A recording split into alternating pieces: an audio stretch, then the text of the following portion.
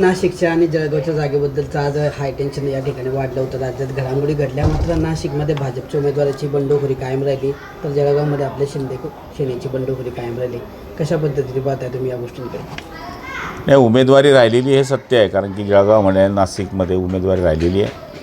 पण आज जरी उमेदवारी झाली असली तरी वरचे नेते याच्यावर विचार करतील आणि निश्चितपणाने ज्यावेळेस पक्षांतर्गत किंवा युतीच्या बैठका होतील त्यावेळेस दोघं उमेदवारांची समजूत जो तो पक्ष काढण्याचा प्रयत्न करेल. हो, आपण रेश्मा काळेंची समजूत काढण्याचा प्रयत्न करणार आहे. शिंदे साहेबांशी मी आता बोलणार आहे आणि नंतर मग ते काय निर्णय देतात त्याच्यावर अवलंबून आहे. रेश्मा काळेंनी एक व्हिडिओ व्हायरल केला आहे की गुलाब भाऊंचे आणि शिंदे साहेबांचे सातत्याने फोन येत आहेत, माघार घेण्याचा माझ्यासाठी आग्रह करतायत. मात्र नाशिकच्या जागेसंदर्भात त्यांनी पण निर्णय घ्यावा, त्यावेळेस मी हे निर्णय घेईल असं त्यांचं वक्तव्य आहे.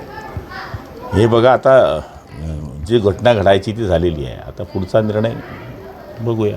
नाशिकची जागा जर माघार झाली असती तर मी माघार घेतली असते असं रेश्मा काळे म्हणतायत. आता जी कारवाई होईल त्याला सामोरं जाऊ असं पण म्हणतात. नेत्यांची आम्ही माफी मागितली असं ते म्हणतात. ठीक आहे ना, आता अजून सुरुवात आज पुढे माघारी झालेली आहे.